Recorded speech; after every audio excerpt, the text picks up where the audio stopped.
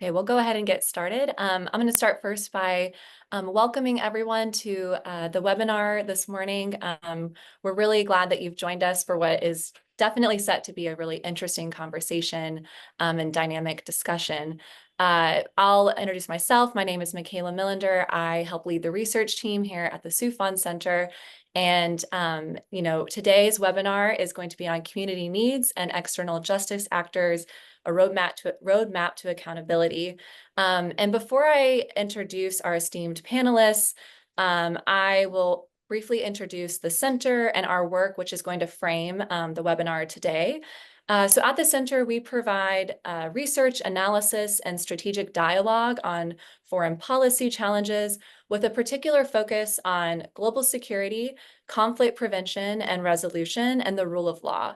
The latter being sort of what's going to frame, I think, a lot of our conversation today. And part of our work has focused on enhancing accountability and justice efforts for war crimes, crimes against humanity, and other human rights abuses in an effort to end the relative impunity with which many of these crimes are often committed in today's conflicts and areas of instability. And today's discussion fits within within this broader work, and will build specifically on the themes and recommendations shared in a recent TSC publication titled "A Roadmap to Criminal Justice Accountability for SGBV Linked to Terrorism," which was written by Dr. Adejoké Babington-Ashaye, one of our panelists today, who has joined us. And the piece examined the role of sexual and gender-based violence as a strategic weapon used by terrorist groups like Boko Haram, ISIS, and Al-Shabaab, and discussed the challenges in achieving justice, including weak legal frameworks, lack of technical capacity, and donor-driven initiatives that fail to align with local needs. And so the publication, as a part of a project that was generously sponsored by the government of Malta, and we want to thank them for their support of this initiative, the paper, which also this webinar is a part of the larger project. And so our team is going to drop, and I think already has, a link to the report in the chat if you're interested in reading, and we really invite you to please take a look at it because it is a wonderful piece of work. So today's conversation is going to build on that paper. We're going to discuss lots of different things. Our panelists are experts and practitioners in their own right on this issue and on others. And so I'm really excited for what we have in store today. The last bit of housekeeping I'll give before we start is our team will be monitoring the chat for Q&A. So we do ask and invite you to write in your questions for the panelists, and I will incorporate them into the discussion. So we please do ask you to do that if you have any. So with that, I would like to briefly introduce our wonderful panelists for today briefly, and then I'll invite them to give some initial remarks to frame the discussion. So first we have Dr. Adejoké Babington-Ashaye, who's a senior research fellow here with us at the Soufan Center. We have Ms. Christine Alay, co-founder of the Utu-Witu Trust. Dr. Oluwole Ojewale, Regional Organized Crime Observatory Coordinator for Central Africa at the Institute for Security Studies, and Dr. Jason Warner, Senior Associate for the Africa Program at the Center for Strategic and International Studies. So with that, I'm going to invite each of our panelists to deliver some short framing remarks. How about we start in that order? We'll go with Adejoké, Christine, Oluwole, and Jason. So Adejoké, I invite you to start. Thank you so much, Michaela, and many thanks to the Soufan Center for hosting this webinar. I'm really looking forward to the discussion with the rest of the panelists. So my remarks would center on some of the key themes that were noted in the issue brief that Michaela has already alluded to. Much of my work currently is on technical assistance to support national accountability responses to conflict generally. So not only in the context of terrorism, but of course terrorism is part of that, using various legal frameworks from the perspective of using what is available, while of course promoting adherence to international legal standards. And a quick overview of the issue brief is that it explores lessons from a very collaborative approach to technical assistance in Nigeria, which contributed to the very first conviction globally of SGBV as an act of terrorism. that took into account the way that groups such as Boko Haram had instrumentalized SGBV in the context of the conflict. And so in preparing the issue brief, I discussed with various stakeholders, national, international organizations, across various, whether it's NGOs, law enforcement, to basically identify some key lessons and also recommendations. And so in framing sort of my remarks before we jump into the meat of the conversation, some of the observations that came out concern areas of, with respect to technical assistance and capacity building. And one key point that I sort of want to highlight is, I think, Michaela, you had mentioned this earlier, sort of the power imbalances that can be deeply embedded in donor-recipient relationships, where you then see some capacity building technical assistance programs that are more focused on what the donor is seeking than what the beneficiaries actually need. And this, of course, without over-stressing it, is problematic ultimately when we're talking about how that can impact accountability efforts. The second key point I would also mention is just the importance of breaking down silos.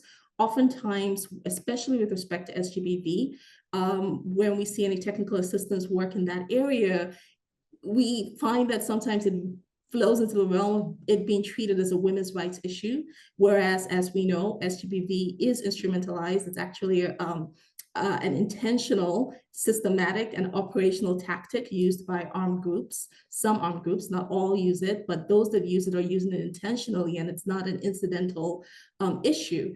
And so that then means that it's important that when we are doing, whether it's technical assistance, capacity building around SGBV, we have in the room, whether it's financial analysts, intelligence, and so on, because it's important for all the actors in this field to understand the way that SGBV shows up. So those are just two of some of the key points from the issue brief that I would sort of raise as framing points, and I look forward to the discussion. Thank you. That was wonderful, Adejoké. I'll pass this to Tina now. Thank you, Michaela, and great appreciation to the Soufan Center for organizing this convening. Greetings to you all from Nairobi, Kenya. I appreciate the opportunity to join you all for this very important conversation on a subject matter that we continue to grapple with across the globe. As we're all aware, the scale of sexual and gender-based violence in conflict contexts and situations of civil unrest is staggering. However, by contrast, the success stories of accountability are very few. Many victims are often left on the sidelines as society seek ways to move on, oftentimes through political settlements, and oftentimes the focus is on the more visible victims and crimes such as killings, torture, or displacement. I have walked a journey of supporting survivors of sexual and gender-based violence in several different contexts over the past 17 years, starting with my own home country in Kenya, where many victims suffered sexual and gender-based violence amongst other crimes following the 2007 to 2008 post-election violence. We have traveled a journey through different processes such as truth-seeking, litigation before the International Criminal Court, constitutional petitions before the domestic courts, and today we can speak about criminal accountability in one of the cases that is highlighted in the issue brief that Dr. Adejoké has authored. And most recently, over the past 5 years, I've been working with survivors of similar violations, albeit to a more aggressive extent in South Sudan, and also been involved in conversations to support accountability in Sudan.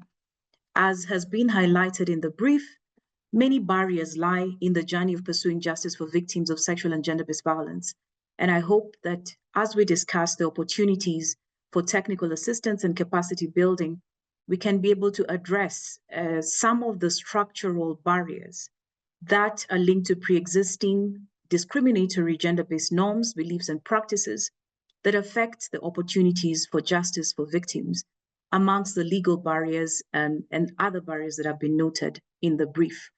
I appreciate Dr. Adejoké for bringing these issues to the fore and to the Soufan Center for providing this opportunity for us to exchange and to note how we can better center technical assistance and capacity building on affected communities to be able to enhance prospects for justice and accountability.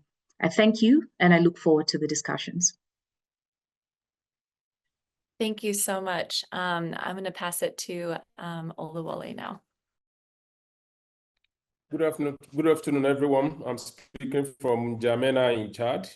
I'm very, very excited to be part of this meeting. And it's also very significant in the sense that some of the critical non-state actors that have become perpetrators of these particular challenge of sexual and gender-based violence in the context of conflict, I think I can reasonably say probably we are just a few kilometers apart, considering the place where I'm speaking from. And I do hope that I'll be able to reflect in terms of my own recent research experiences with respect to this challenge that we're facing almost in all the conflict contexts in Africa now. Recently, I tried to look at the Harm Conflict Event Location Database just to try sexual violence and how harm groups are deploying these.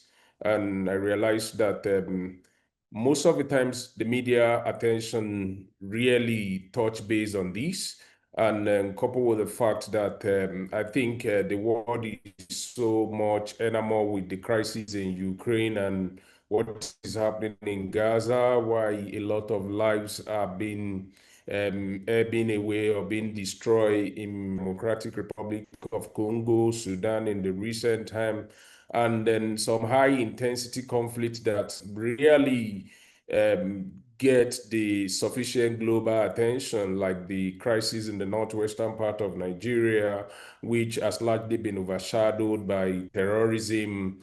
And it's a very serious violent crime that is actually affecting the lives of people in those places. I think in the past about 10 months or let's say 1 year now, I've authored 2 papers that are purely empirical research, which will look at the forgotten voice challenges, the plight of women and children in those contexts. And I think what is saddening to me and what really touches me most of the times is going through the interviews that we conducted with these people and the sufferings that they are being subjected to in the hands of these non-state harm groups. I think the state has not been able to pay sufficient attention to that. And even when we talk about technical assistance, I think in most cases, those technical assistance reside in country capital. People get to meet in cozy hotels to talk about these things where the victims are hardly invited to those places. And then most of the times, the real effects that we want to see do not trickle down to those villages and towns where this has become a major challenge to the people. So it's a reality that our people are grappling with in those forgotten places, those ungoverned places where armed groups are holding sway. And I'm very excited for the opportunity to be able to use this platform to reach a global audience in terms of what are my perspective in how we can probably address these challenges one step at a time.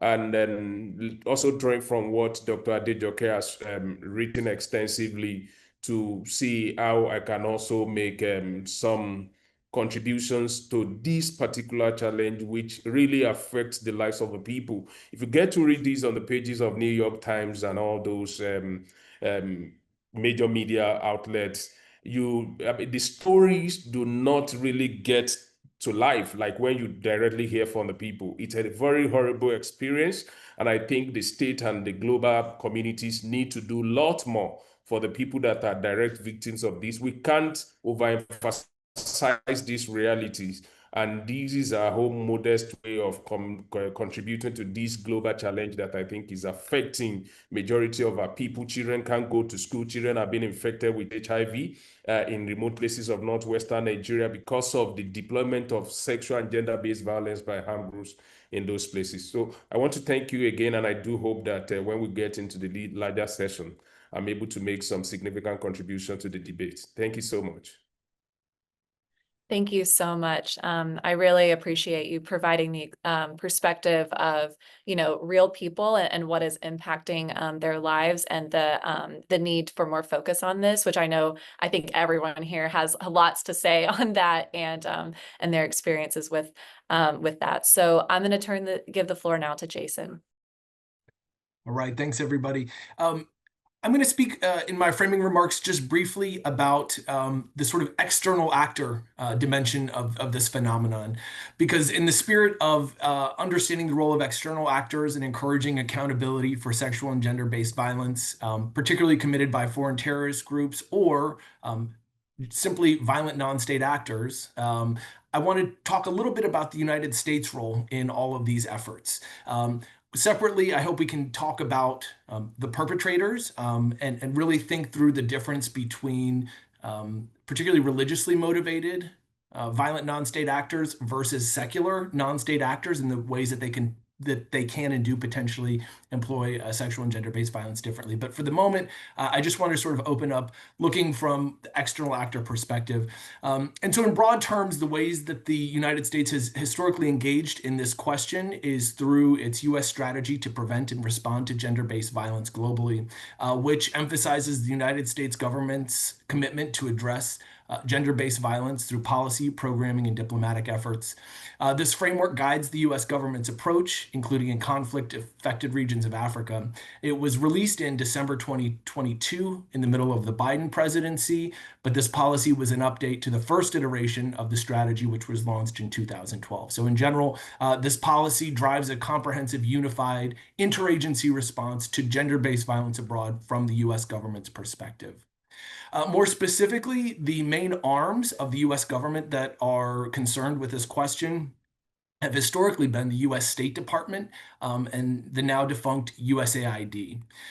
In terms of State Department initiatives, the State Department's Secretary's Office of Global Women's Issues is the leading entity within the State Department in coordinating the State Department's efforts, including those related to conflict-related sexual violence. The State Department has historically launched numerous programs, which we can get into, to support the prevention, but also the rehabilitation in the aftermath of sexual and gender-based violence.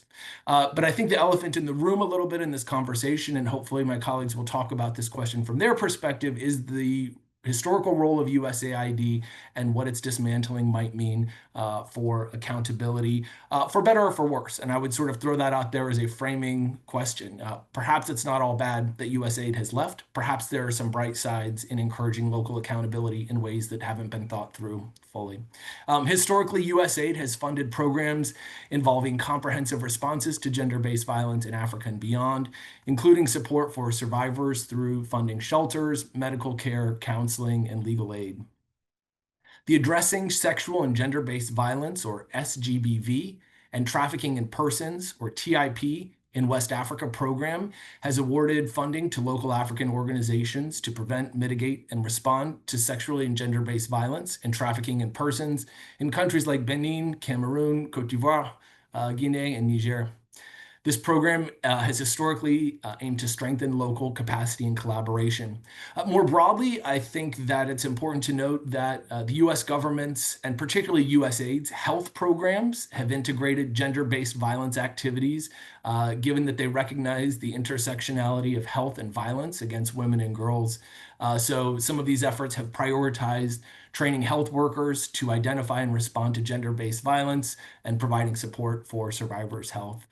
Again, I will note before moving on that the dismantling of USAID seems likely to diminish the U.S. role in the prevention and accountability of these phenomena, but I stand to be corrected by my colleagues.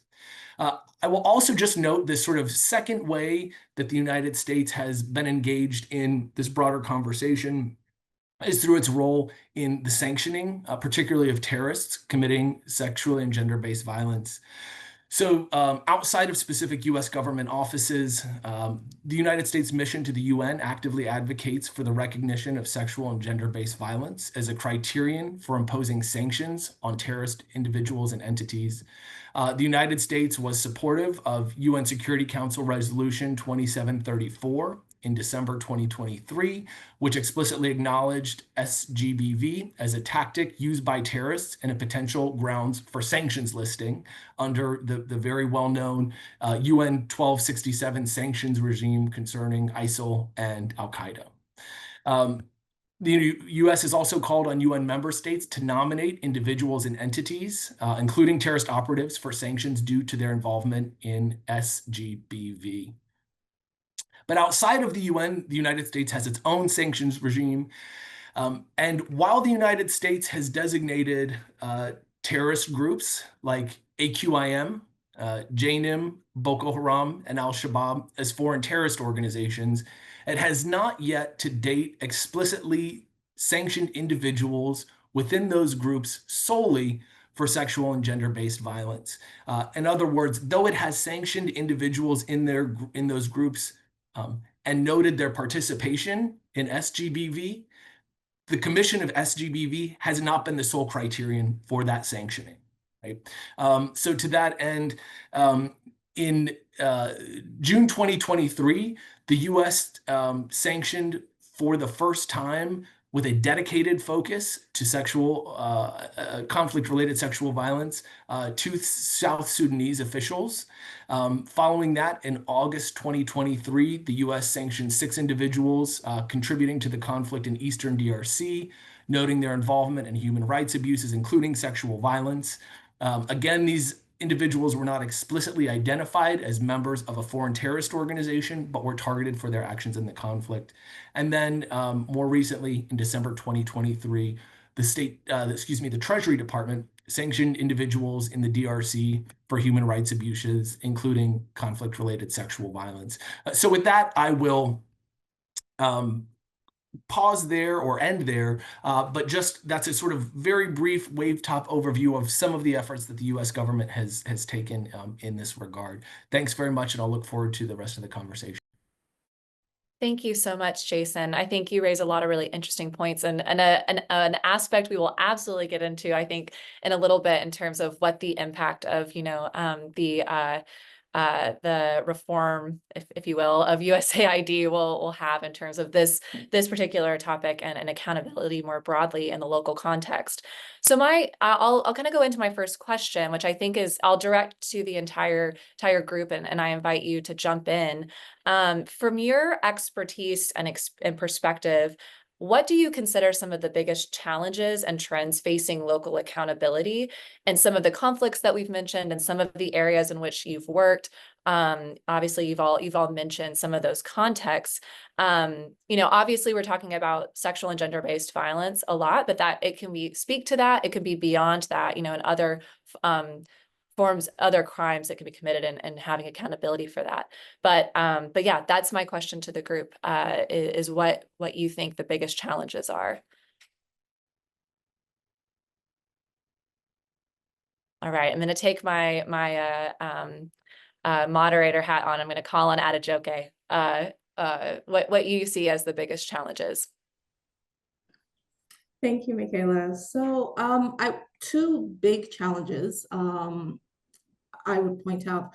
First of all, there has to be a shift in the understanding of SGBV in relation to conflict. So whether we call it conflict-related sexual violence, SGBV in general in the context of conflict, or SGBV in the context of terrorism, there has to be a shift. And this is not only with respect to the particular countries where conflict is ongoing. I would say that this is important, especially for those who are doing technical assistance, capacity building.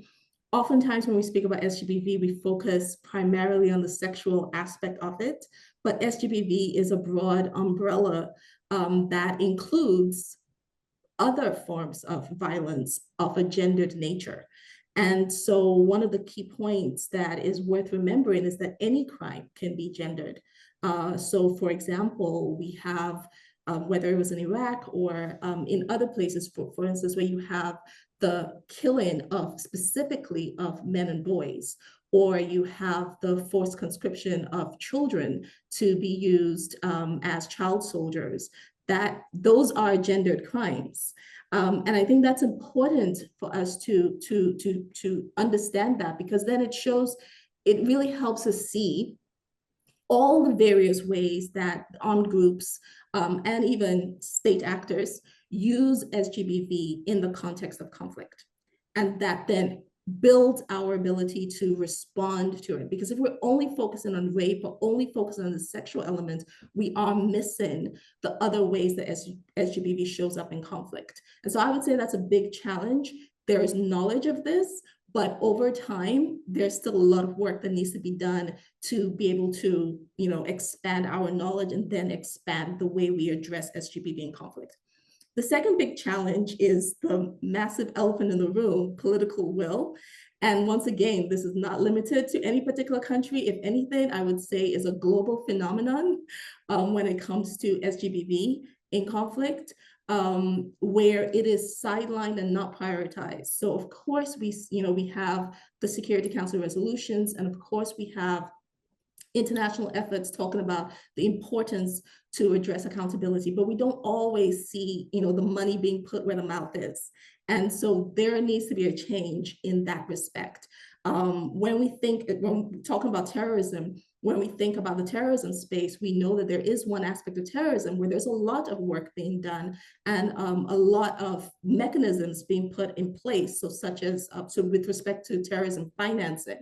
So you have the FATF and you have various mechanisms to ensure that states take action to prevent and address, prosecute to any form of terrorism financing. And if a state fails to put in place the necessary measures, the state itself could receive, whether it's sanctions, it could end up there could be significant political impact and economic impact on the state for that.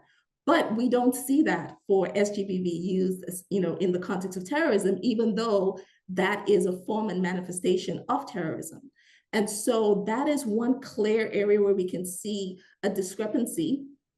And it's just illustrative of the fact that SGBV in that context, and of course, generally, is not really prioritized when we talk about global peace and security, even though it is well known that SGBV can lead to so many different issues, whether we're talking about forced migration, it can lead to so many security implications. And so there's a challenge there, and that's another area where a lot more work needs to be done.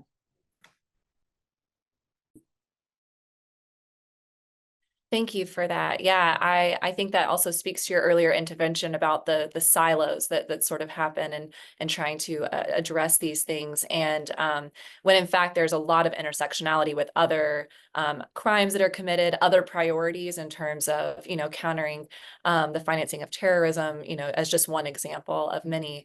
Well, I'm going to ask Tina, within the challenges that you see, are there, are there opportunities, limitations in terms of the civil society role in pursuing accountability, helping to enhance accountability? Would love to hear your perspective in terms of what the challenges are and maybe where some opportunities may be as well.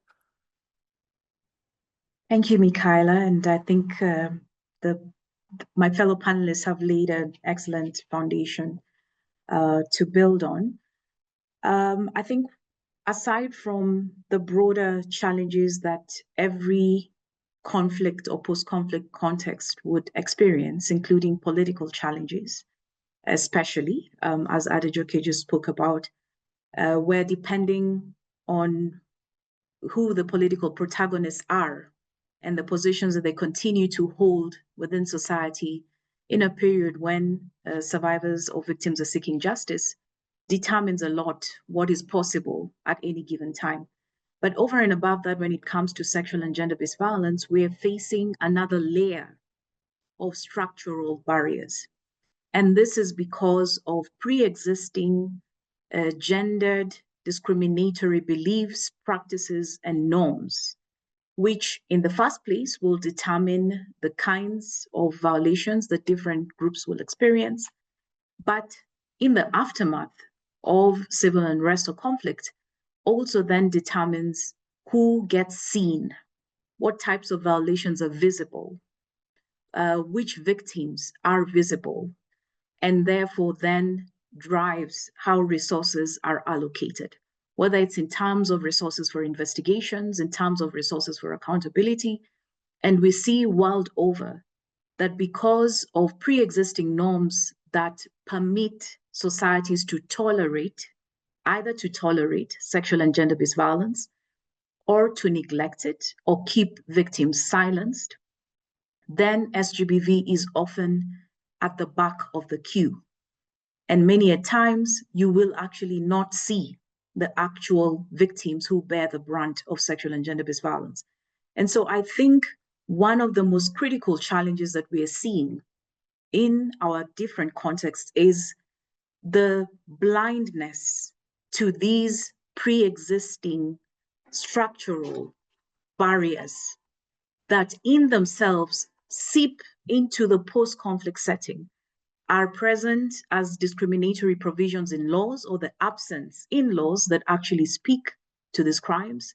They're present in the stereotypes of the duty bearers who are expected to either proactively investigate or seek out affected communities to document these violations. And in the long run, they then write the script of who is a victim and who benefits in terms of remedies.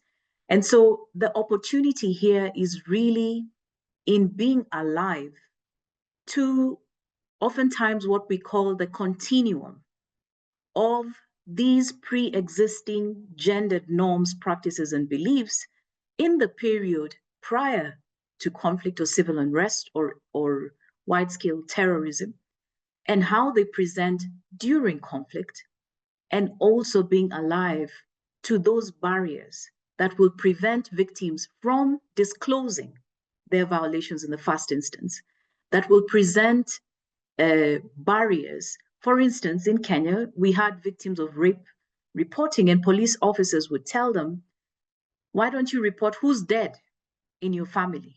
Have you been displaced? The crimes were not considered to be as serious when measured against the gravity of other violations. But the opportunity then is, how do we look at the full ecosystem of what is needed to support accountability? Many a times, the rule of law interventions may focus on more formal institutions, the courtroom, the laws, the rules of procedures, the prosecutors, but where does it all begin? It's centered in these affected communities. In Sudan, for instance, we were having a discussion last week and speaking to the funding cuts by USAID and the ripple effect across other donor agencies. The communities that are themselves fast responders to victims of violations in the conflict as we speak today are not empowered to offer the services that they could. They're not empowered to offer post-rape care services. They're not empowered to document those violations. They're not empowered to safeguard the victims within those communities. In the long run, it means we're beginning to dismantle the prospects for justice and accountability for these communities down the road. And so finally, the other challenge that I would speak to is a tendency to focus more on formal procedures, on papers and courtrooms, and forget that justice is actually about people.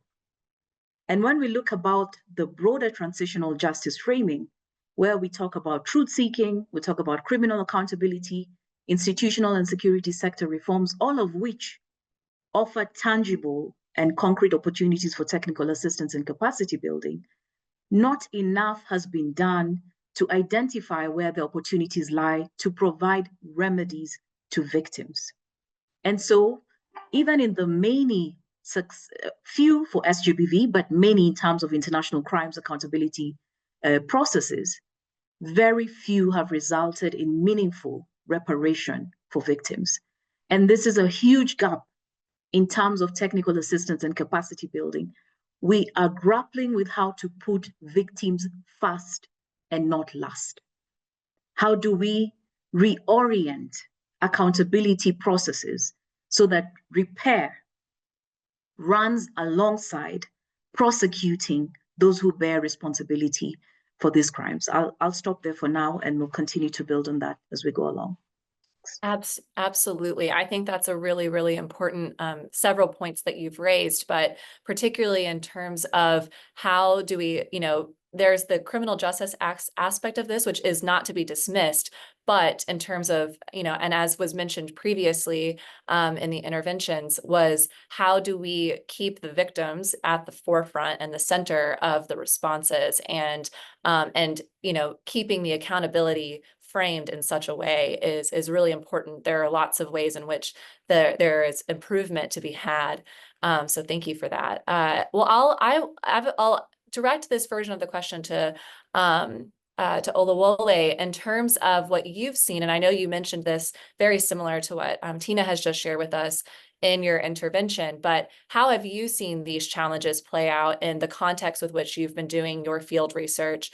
And as you said earlier, interviewing these victims, hearing these things firsthand, what do you see as the challenges then to local accountability? Thank you so much, Michaela. Thank you for the audience for the participation as well.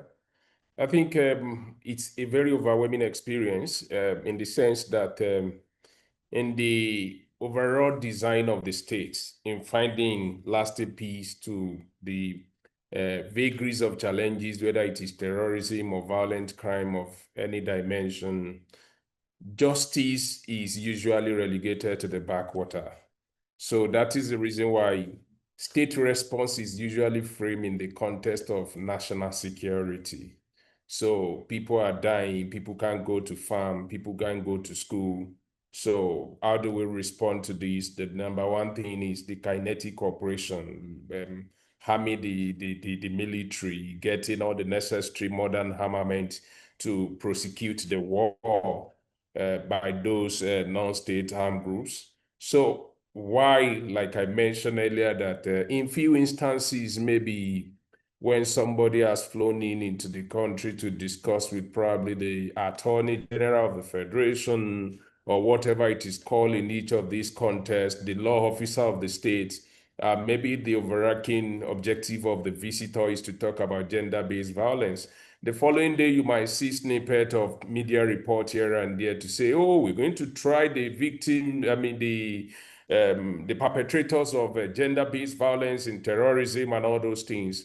And then the matter ends there because there's nobody to do the follow-up. The technical, the person who probably come from any of these donor agencies or international NGO, whether Human Rights Watch or Amnesty International, is already going to probably Sudan, Ethiopia, or any part of the continent, or Gaza or Ukraine, to go and talk about that issue again there. So you're going to see those media reports here and there, but it ends there in the country capital, it ends there in that meeting, and nothing comes after that. And then once in a while, if you also look at probably CV document, policy document for the country, here and there you might see snippets. I mean, I've personally read the national security strategy, country violent extremism strategy. You can do a random search. How many times is sexual-based violence mentioned in that report? Yeah, probably in a 20 pages report, maybe 5-6 places. And it's usually like just a fringe, a marginal conversation.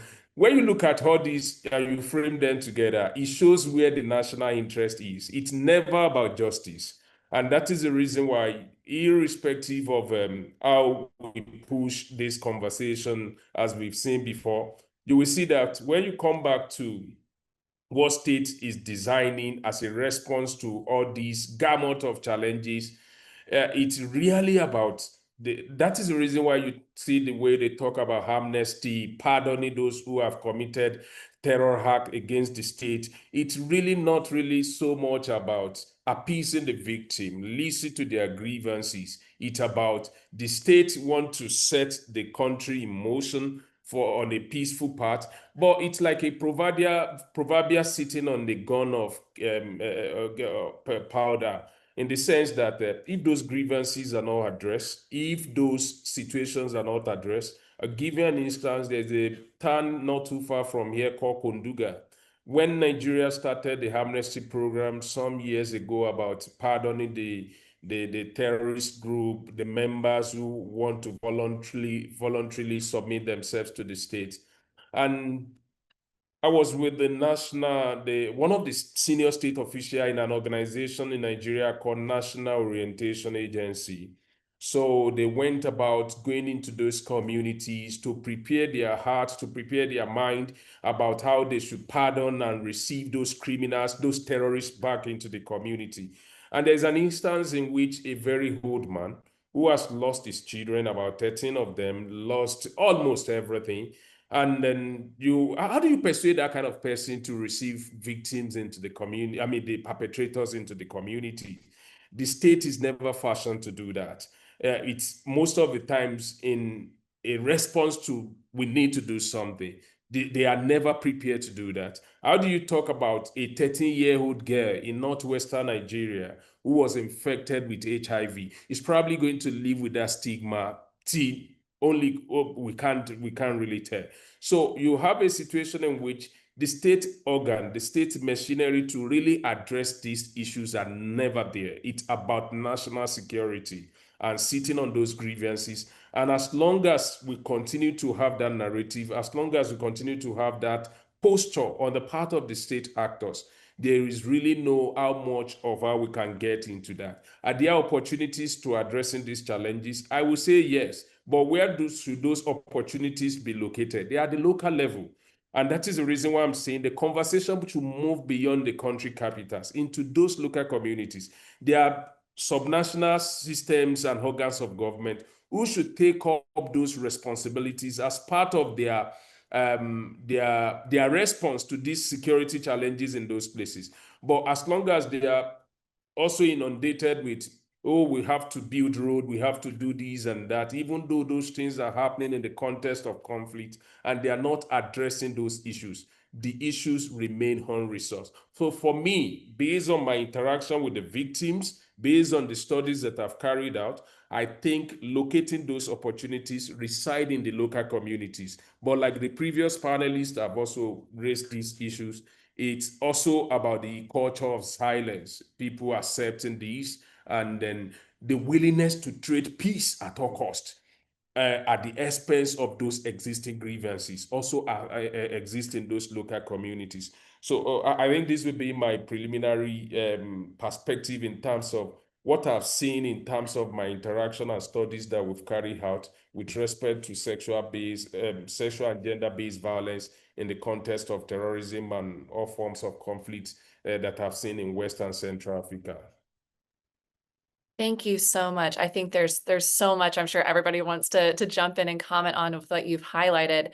And I think that what is said very well in terms of, you know, we have the desire to have peace and settlement. Maybe peace might be in the eye of the beholder and that sort of context of what that means, whether it's on the local level for victims or for just stability at the national level. But then, and at what cost that may come.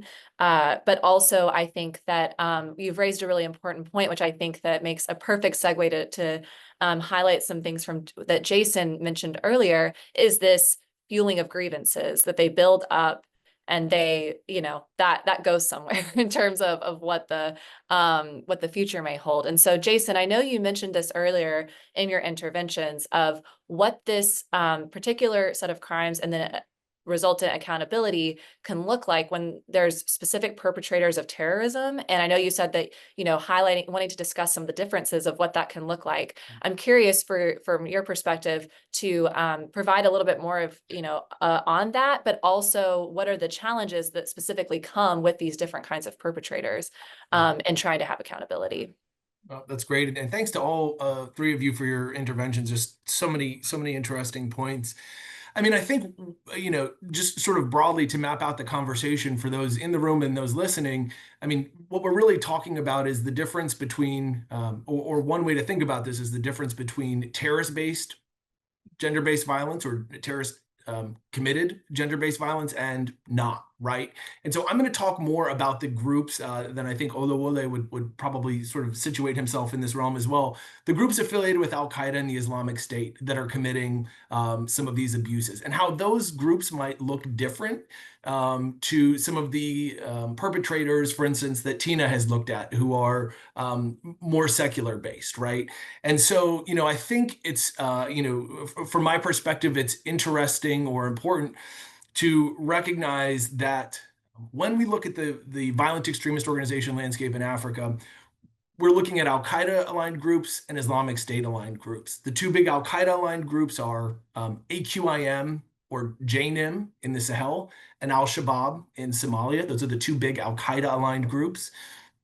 And then we have a number of Islamic State aligned groups, primarily Islamic State West Africa province in the Lake Chad Basin, Islamic State Greater Sahara in the tri-border region in the Sahel, sort of lesser importance, the Islamic State in Somalia, and others, ADF in Congo, and Islamic State in Mozambique. But I think what's important to recognize now is that when we're talking about the commission of gender-based violence by these groups, it's not monolithic in the way that it is approached. And in fact, we do see a differentiation with the groups that are aligned with the Islamic State, particularly Islamic State West Africa province and its offshoot Boko Haram, being much more inclined to using gender-based violence than some of the Al-Qaeda affiliates, namely JNIM and AQIM. While they still have committed gender-based violence, they have done so less frequently and increasingly as they look to the success of HTS in Syria becoming a legitimate governing organization. What we're seeing across Africa is some of these terrorist groups trying to mitigate harms against civilians precisely for the potential purpose of looking as a legitimate potential governing entity. JNIM and AQIM is kind of moving in that direction, particularly in relation to sexually and gender-based violence. But what I will say, having studied really extensively Boko Haram's use of gendered violence in relation to suicide bombing, I mean, that is the group that I think is probably easily the worst and most culpable perpetrator. In fact, when a colleague and I wrote a report on Boko Haram suicide bombers in 2018, we had a kind of pseudo landmark finding, which was that Boko Haram was the first terror group in history to have a majority of its suicide bombers be women and girls. So to the extent of gendered terrorism, Boko Haram and ISWAP less so, but is a hallmark group in the extent to which that happens. And I think that one of the other kind of points I would make when we're talking about some of the challenges in understanding terrorist groups' commission of SGBV relates to the diversity of ways that it can show up. So for instance, when we're looking at, for instance, Boko Haram, we can look at this phenomenon occurring in abductions and forced marriage, for instance. So the kidnapping of people, obviously the Chibok kidnapping was a very notable one, but there have been others since then. Obviously the sexual dimension, including rape and sexual slavery. There have been reports of sex slave markets in the ISWAP and Boko Haram area. Forced pregnancy and indoctrination, forced use of women and girls as suicide bombers, targeting different ethnic groups and women in different ethnic groups as retribution. And so I guess what I would say is that, number one, the extent to which this phenomenon is undertaken by the big VEOs that we look at in Africa varies. Some, including ISWAP and Boko Haram, much more inclined to use it than those on the other end, like JNIM and AQIM, who, while still using it, do it less so, but also the diversity of ways in which it shows up. And I think that, particularly to come back to Olawole's point, which, I mean, I couldn't agree more with, from an external actor perspective, to the extent that, for instance, the US military becomes involved in these conflicts, its number one concern is demobilizing armed actors. It's concerned with kinetic action. Justice is not really a concern. And I think that is a very evident truth. I would also just note very briefly on the topic of external actors and their role in all of this. When you think about the United Nations, I was recently in a conversation with an intelligence chief for a UN peacekeeping mission on the continent who basically has very little intelligence gathering capability. And he reached out to our office to say, hey, we have all sorts of limitations in the way that we can gather intelligence in a conflict. And in his case, which was rife with gender-based violence, can your office help us?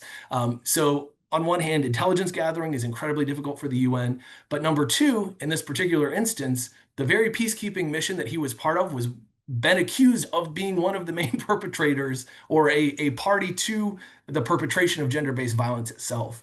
So to some extent, the police are actually the robbers in this particular case. I will end there.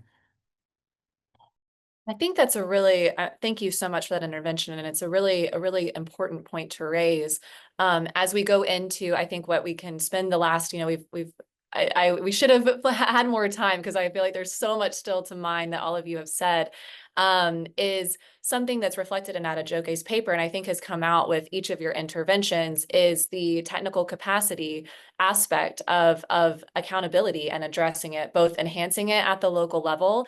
And as Adejoké has pointed out in her paper, the relationship between donors, so whether that be, states, more larger international bodies, in helping to provide that kind of technical capacity building and training, and sometimes the disconnect that is at the local level and what is really needed.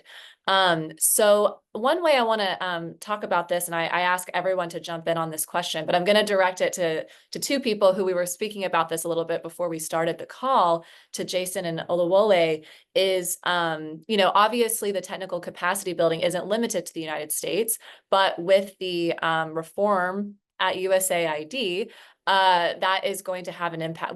I guess my question is, what is that impact in this context with this issue? And are there any, obviously there's challenges that potentially come with that. Are there opportunities as well that come with that to either address some of the things we've talked about, contextualizing the accountability and those efforts, especially for African nations or regional bodies. So I'll direct it to Jason and Oluwole, but I would love for everyone to jump in as well. And if I could just add, to Adejoké specifically, I was interested in having you follow up on a point you made earlier related to the mismatch between local priorities and donor priorities. And if you could speak a little bit, I think in the context of this question, to what specifically those are, and if the retreat of donor agencies could actually help facilitate a preferential outcome. But I will be quiet and turn it over to Oluwole. No, that's an excellent addition. Yeah, so would love to hear from you guys on this. Yes, thank you so much. We have to acknowledge the fact that we underestimate the significant investment that the United States government has made into foreign assistance for the past few decades, until Trump probably pulled the trigger in the recent time. And then we also have to look at these in the context of scaling public health, democracy, and good governance, security sector reform. Significant investment has been made along that trajectory. At the risk of sounding pessimistic, I also want to say that we have to acknowledge the fact that this has always been a marginal issue. Most people who talk about them are probably researchers who have some strategic interest in research in that area, donor agencies and non-profit organizations that have strategic interest in that area. If we look at the number of conferences that we attend in the year, or number of programs that each and every one of us probably carry out in our organization, you will agree with me that this has always been a marginal issue. I'm raising all this to underscore the fact that there's a significant setback now in terms of this withdrawal, the cancellation, the outright withdrawal of the United States government in strategic investment in this regard. Some of the countries that we've mentioned in both West and Central Africa, for instance, the most dominant partnership that we've seen in the past decade has been with the US government, whether through the African Center for Strategic Studies or what a whole lot of other organizations have been doing on the ground in building the capacities of these law enforcement officers, because the front line should be the law enforcement officers who have the duty to enforce all laws, both those ones against terrorism, sexual violence, and whatever you call it. So I think we have to first acknowledge the magnitude of that challenge. Yes, where are the opportunities? I think the opportunities are also located in the African continent. The challenge we've had over the years is that there is a tendency to relegate everything to foreign assistance. And then you attend workshops and meetings and you hear people to say, we are waiting for the United Nations, we are waiting for the donor, we are waiting for the US government. Are there things that we can do at our own level? For instance, if there has been training, what stops those agencies to step down those trainings? You have law enforcement officers who attend meetings, maybe in the country capitals. They can go back to their subnational units to step down those trainings. So I think we're at the time that all the capacity that has been built over the years, in a bid to ensure that those capacity building do not, the values, the virtues of those capacity buildings are not eroded away, we probably need to alert those law enforcement agencies to their core responsibility that irrespective of external funding, you have the call to duty to ensure that there's minimum orderliness in the society. And then how do they do that? By also co-opting the local communities into that. Of course, I draw my salaries and everything that I've done in the past 10 years from foreign assistance because I've been working in this regard. But I have always believed that one day there's going to be a disruption, only that I don't know that it's going to come this early. Now that the disruption is is upon us, it is time to really look inward and begin to leverage those existing building blocks. Like I mentioned, the capacities of law enforcement. There are people that have been trained who have been out of service. Technology provides a tool for wider audience to be able to reach a wider audience in terms of training as we are having this. Everything everything does not have to be with having workshop in cozy hotels and then distributing drinks and coffee to everybody. We have to leverage technology. So what are those law enforcement or agencies doing in that regard now? For instance, police have their hierarchy in terms of how they cascade order. If an order is passed from the country capital, you are sure that those order are going to get to the local level. Can they also leverage that to provide those training that probably the donor agencies, the US government and other partners have been providing over the years that have been badly hit at this critical time? I think it is in that direction that we have to look. And I'm going to anchor on this note. We did a short article recently in which we look at the capacity to mobilize local philanthropies within the African continent. The banks are there declaring huge profit every year. Can they adopt a thematic focus in local development, whether it is on climate change, sexual-based violence, or what have you? We were not having this conversation because everything has been externally stimulated over the years that the donors are going to bring the money. There is a pot of resources within the African continent, for instance, that I believe needs to be steered to address local challenges across vagaries of issues, climate change, public health. It's not going to measure up to what the United States government has been bringing. But I think it's about the starting point to begin to address these critical issues. So while looking at the capacity building that we've embarked on over the years, I've worked on police reform for more than 6 years when I was working in Nigeria. We need to bring those things back. Those workshop notes that were developed, the officers that have been trained, and leveraging technology to be able to cascade this to the local level, at the level of the subnational division of those law enforcement agencies, and then tap into African local philanthropies, the religious centers, the taking offerings and all those things when they have their meetings. And the people that are directly involved in this, don't forget that they are also the most religious at the local level because they have to put their faith in God where governance has failed. So it's about bringing all this together You do not necessarily have to wait for one donor coming from Washington, Brussels, or London, but tapping into those local philanthropies. And I tell you, looking at the record profits that the commercial banks and other entities are declaring every year, there's a fraction that can be tailored towards corporate social responsibility. They have those departments, but what are they doing about the local challenges that we're facing? So I believe in the midst of that challenges, we also have opportunities that we can tap into, like these issues that I've raised.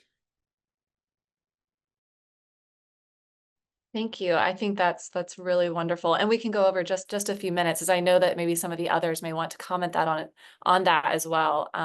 You know, I know there were some directly questions posed to you, Adejoké. Don't know if you have anything you'd like to add.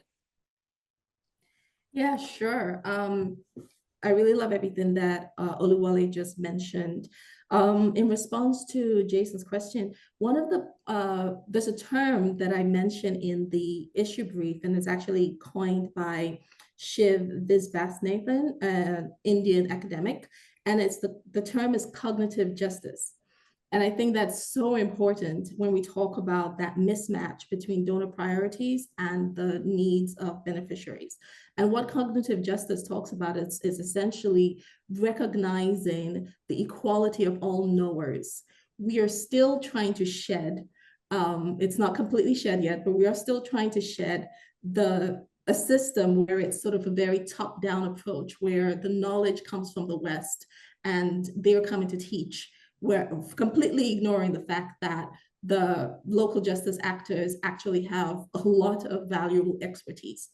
And so if we bear cognitive justice in mind, then it means that whatever technical assistance is being developed, or capacity building programs are being developed, it's essential to first of all consider, what do the local justice actors need? In some cases, yes, it might be knowledge sharing or capacity building. In other cases, it might actually be implementation assistance. And where you then see problems or issues arising that can impact accountability is where maybe donor agencies or states are so focused on what they have deemed to be priorities. And so you have implementing agencies or implementing bodies, you know, essentially creating grant applications that are focused on getting that money in order to do work that may not actually be useful for the justice actors that they are providing that program to. So that is an area that I think is important. If we remember what the Indian academic coined, cognitive justice, and we ensure that that's central, I think that's a way to break down some of these imbalances that we see. Another point that Oluwole mentioned, I really appreciate, actually 2 points.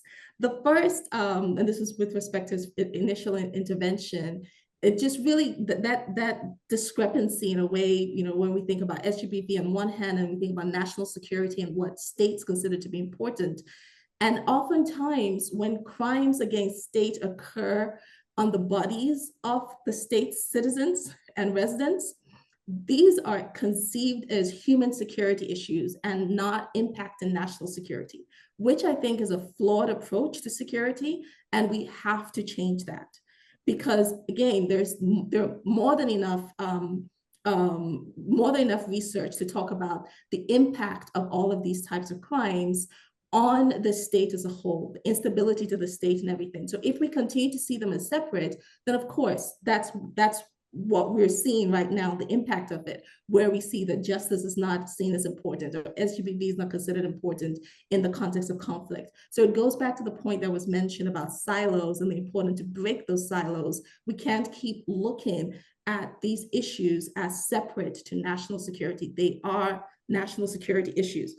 And then on the funding, again, I completely agree with Oluwole that we have to be innovative when it comes to funding to address some of these resource gaps. And I mentioned this point in the issue brief, which is, for example, drawing from the investment world and thinking about sustainable investment funds, creative ways that we can address essentially the financial gap, so that we're not always relying on donor agencies or, you know, for example, an agency that then gets dismantled and leaves many bodies, many individuals and NGOs that were doing important work no longer able to do that. Definitely. Well, I'm conscious of the time, but Jason and Tina, I do want to give you guys like a chance to give any final remarks before we start to wrap up our session. And really grateful for all your contributions, and it definitely indicates we need to have more more of these conversations and this kind of forum. But Jason or Tina, I would love to give you guys the last chance for any short final remarks.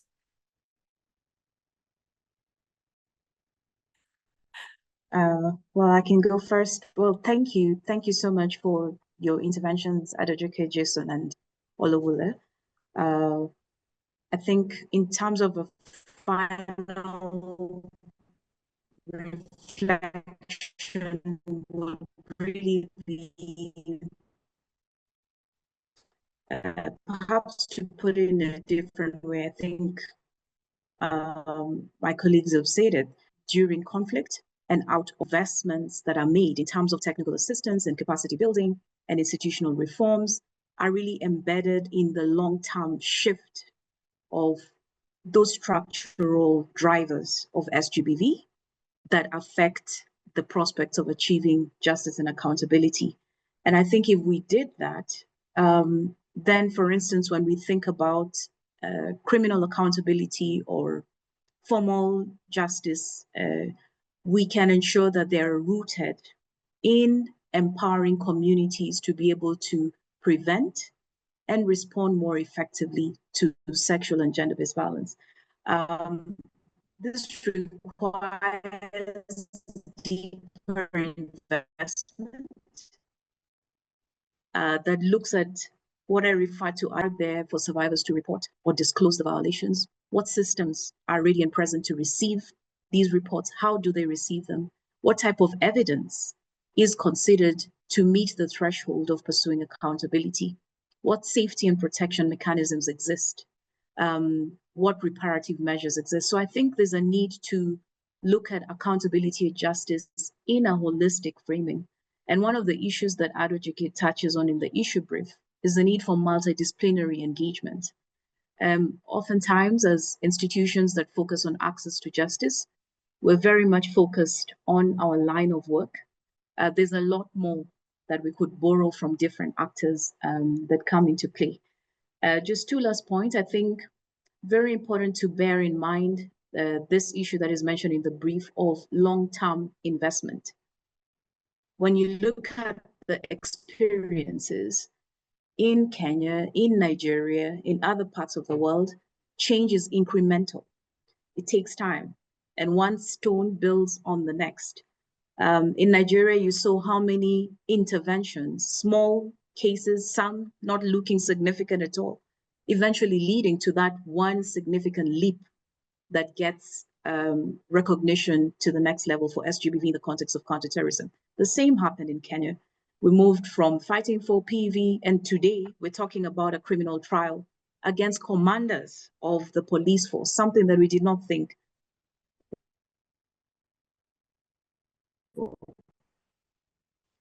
So technical assistance and capacity building, again, just to emphasize, must not be one-off. The national community has a role to play beyond the dollars that are put into trainings and capacity building. Cases collapse because of lack of political will, because of lack of vigilance across the board. And this is where investments in civil society and media and survivor groups is just as important as the investment in prosecutors, judges, and police officers. The two form that ecosystem that then brings us to that eventual success that we're all looking forward to. I thank you for the opportunity. Yeah. Yeah, definitely. Thank you. And Jason, any quick last thoughts? I know it's hard. Just have some guests entering. I'll keep it very brief. No, I learned a tremendous amount from you all. And I think sort of from a macroscopic geopolitical perspective, I mean, it seems as though there's a convergence of factors that are coming together at the contemporary moment that might be ushering us into a new sort of era as concerns this topic. I think the U.S. retrenchment is obvious. It's clearly a concern for everyone. At the same time, the work, by those of you in this room is really serving to highlight this as an increasingly important and prosecutable and sanctionable phenomenon. And I think that between those two phenomenon, as well as the discussions that you all have had or we've had related to the need for innovation by African states and really local communities to take up this issue, I think collectively, all of those phenomena are sort of potentially pushing us into a new space to really take this more seriously, but also come up with new mechanisms to address this topic. So thank you all for the work that you're doing, and thanks to the Soufan Center for organizing this. I'll turn it back over to you, Michaela. Absolutely. Thank you. I agree with everything that you all have said. We're really grateful to have you all here for these perspectives. For the last final thing, and then we will close this session. We have the government of Malta would like to provide some short closing remarks. So we're going to hand the floor to them, and then I'll dismiss us all.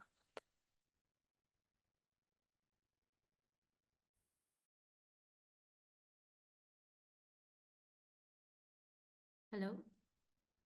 I think we can hear you. Yes, go ahead. Thank you very much, Michaela. And good morning again, once again, to all those joining. I don't believe I can turn on my camera, so apologies for that. And good afternoon, of course, to those who are joining from across the pond in Europe and Africa, like myself. On behalf of the Ministry for Foreign Affairs and Tourism of the Republic of Malta, I would like to express our sincere thanks to all who joined today's important webinar hosted by the Soufan Center.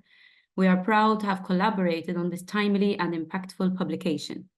A special thank you goes to Ms. Adejoké Babington-Ashaye, the author of the Roadmap to Criminal Justice Accountability for SGBV Linked to Terrorism, for her dedicated work and for joining us today as a panelist. And I would also like to extend our appreciation to all the esteemed panelists who shared their insights. Your contributions and interventions have enriched our understanding of this complex and pressing issue. Today's dialogue has served as a valuable platform to reflect on the strategic use of sexual and gender-based violence by terrorist groups such as Boko Haram, ISIS, and Al-Shabaab. We were reminded of these acts that are not just brutal tools of terror, but also calculated mechanisms for control, recruitment, and revenue through trafficking for sexual exploitation. As we've heard, ensuring accountability for SGBV linked to terrorism is critical.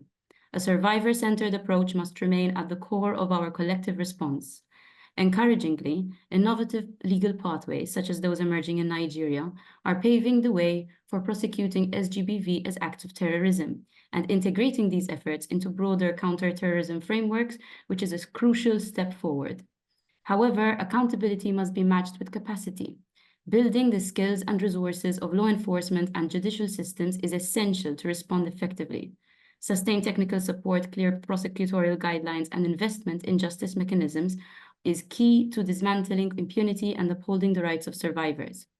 We hope that the publication and today's discussion will help push this agenda further up, this issue further up the agenda, and to further prioritize the rights and ensure justice for victims, and to dismantle the impunity often associated with these crimes. Thank you once again to everyone for your participation. Thank you. I think that's well said and a perfect way to close our discussion today. I think it's worth reiterating our thanks sincerely to the government of Malta for your support and leadership on this issue.